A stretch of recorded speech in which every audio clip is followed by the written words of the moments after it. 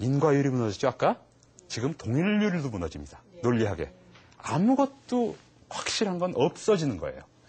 그래서 극단적인 회의론을 펼칩니다, 휴문. 데카르트가 자기 이제 부활시킨 철학은 한 200년도 못 가서 이제 파국에 이르렀어요. 이제 더 이상 갈 데가 없습니다. 그래서 독일의 칸트 하니까 제가 첫 시간에 말씀드린 게 생각나는데, 칸트가 살았을 때 독일은 없었습니다.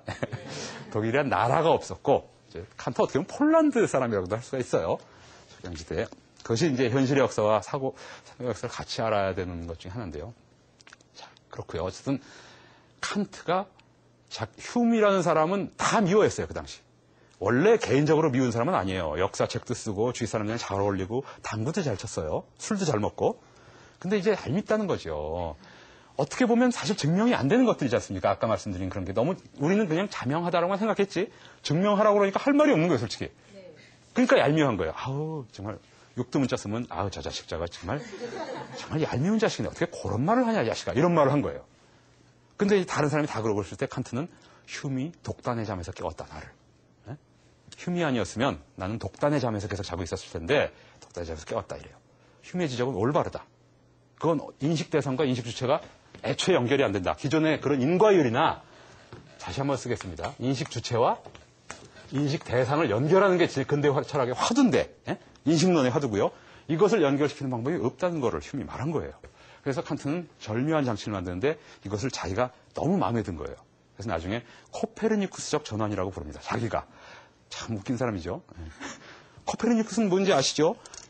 천동설, 하늘이 돈다는 거를 지동설로 바꿨으니까 완전히 바꾼, 세계관을 바꾼 사람이죠. 그런 것처럼 칸트도 자기가 변형을 시켰다고 말합니다. 뭐에 그런 말을 하느냐. 그전까진 사물 혹은 외부 세계가 존재합니다. 그리고 그걸 인식 대상인 우리 인간, 쉽게 말해서 우리 인간이 이렇게 관찰하고 인식한다라고 생각을 하죠. 그죠? 그전까지는 그렇게 생각했다는 거예요. 이게 우리가 상식적으로 알기 쉬워요. 근데 사실은 인간이 어떤 의미에선 인식 대상을 인식하도록 처음부터 정해져 있다라고 보면 어떨까라고 말을 합니다. 사물을 인간이 빙빙 돌면서 지동설, 천동설처럼 이렇게 하는 것이 아니라 거꾸로 관점을 생각해서 인간이 사물을 거꾸로 이걸 잘 들으십시오. 이게 컵이 애초에 존재하고 인간이 컵으로 인식한다는 게 기존의 학설이었다면 인간은 애초에 이 물체를 컵으로 인식하게끔 되어 있다라고 보면 어떨까라는 말을 하는 겁니다. 이거는 인식 대상이 피동적인 입장에서 인식 주체가 인식 대상을 인식한다는 의미가 아니라 인식 대상을 만든다는 의미입니다. 구성한다는 의미예요. 그래서 칸트의 인식론을 구성주의라고 부릅니다. 어쨌든 샘이 흐르고 강이 흐르고 이런 것이 사물인데 이런 사물을 그냥 사물이 있고 인간 주체가 딱 나와서 저걸 어떻게 인식하다. 이렇게 하니까 여태까지 간극을 못 메웠던 거거든요. 근데 애초부터 인간은 저걸 강으로 인식하게끔 되어 있었던 겁니다. 마치 사물이 이런 거라면 인간의 인식은 처음부터 이렇게 가지고 태어난 거예요. 처음부터 딱 맞게끔 되어 있는 건데 이걸 자꾸 분리시키고 실체화시키고 이러니까 안 됐던 거예요. 아주 쉬운 말 같지만 사실 굉장히 촌철살인적인 그런 측면이 있는 말이에요. 인식 주체가 대상을 구성한다라고 말하는 겁니다. 그래서 칸트는 이제 철학적인 난제를 다 풀었다라고 얘기를 합니다. 근데 한 가지 문제가 남아서 이것이 현대 철학하고 이어지는데 플라톤, 아리스토텔레스도 계속 서양 철학을 괴롭혀오던 게 뭡니까? 뭔가 본질입니다.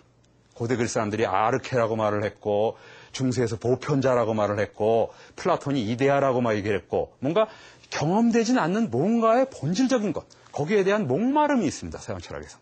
눈에 보이지도 않고 감각되지도 않는 건데 그거는 거기 그 관념 때문에 신도 만든 것이 어떤 신의 관념도 그래서 만든 것이고 그런 거거든요. 그러니까 그런 거에 대한 그럼 예를 들어 이 컵이다. 그럼 컵의 아주 궁극적인 이걸 컵이라고 할 수밖에 없는 근거에 대해서는 칸트도 말을 못합니다. 그래서 칸트는 확실하게 그거에 대해서는 그럼 대답은 해주마. 뭐라고 하냐. 그걸 사물 자체라고 말합니다. 물 자체 혹은 사물 자체의 측면이 있다. 이거는 예지계의 측면이다. 이건 신이 될지 뭐가 될지 이거는 진짜 인간은 도저히 이건 불가능하다. 현상계, 예지계와 반대되는 현상계의 측면에서만 인간은 대상을 구성한다. 인간의 의식은. 이런 말을 하는 겁니다. 그래서 드디어 어찌됐든 간에 인식 주체와 대상을 일단 잇는 데 성공을 했어요. 자, 제가 굉장히 철학적인 인식론을 어떻게 보면 굉장히 내밀하게 들어가고 있는데 이거는 다음 시간에 말씀드린 현대 철학과 현대적인 사고방식을 구성하는데 굉장히 중요하기 때문에 그 데카르트 이후로부터 이런 인식론의 흐름을 우리가 알고 있어야 되거든요.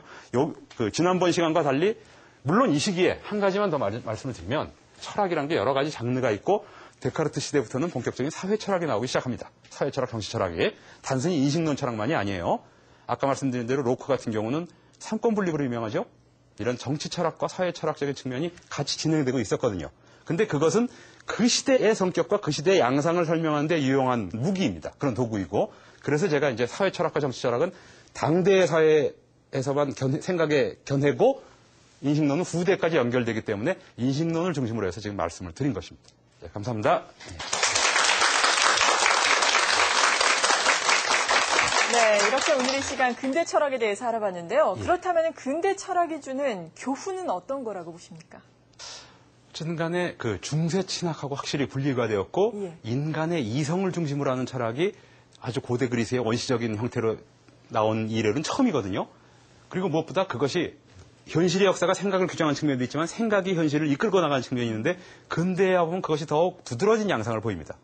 제가 아까 말씀드렸듯이 데카르트의 사고방식이 아니었으면 하위가 혈액순환을 발견하게 된 거라든가 파스텔르가 병원균을 발견하게 된 거라든가 제니가 방적기를 발명하게 된 과정이라든가 이런 산업혁명과 과학혁명의 모든 것들이 이성 중심 시대, 이성 만능주의에 입각하지 않으면 성립하기 어려운 중대한 변화들이었거든요.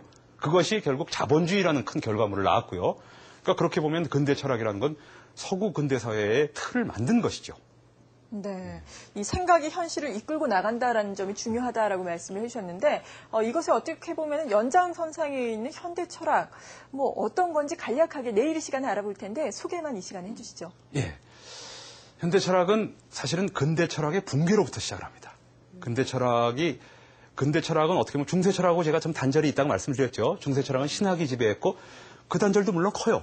근데 어떤 의미에서 현대 철학은 19세기 후반부터 나오기 시작하고 20세기 지금까지의 철학은 2500년 만에 생전 처음으로 나오는 철학 형태입니다. 그러니까 2500년 동안 유지되었던 생각의 틀이 여기저기서 구멍이 나가지고 지금도 그 구멍을 보수하는 철학자들이 있는가 하면 상당 부분은 이젠 2500년의 그 사고의 틀이 이제는 쓸모가 없어졌다. 이젠 다시 나가야 한다. 그래서 우리가 살고 있는 현대는 굉장히 특수한 시대라고 말을 합니다. 그런 사람들은. 네, 다음 이 시간에는 이렇게 현대 철학에 대해서 알아볼 텐데요. 아무튼 우리가 고대에서부터 현대까지 이렇게 철학에 대해서 쭉 알아보고 있는데 철학이 우리에게 던지는 질문도 상당히 많은 것 같습니다. 그 질문에 대한 해결점 여러분께서 또 찾아보시는 것도 좋을 것 같네요. TV평생대학 오늘 시간은 여기서 마칩니다. 시청해주신 여러분 고맙습니다.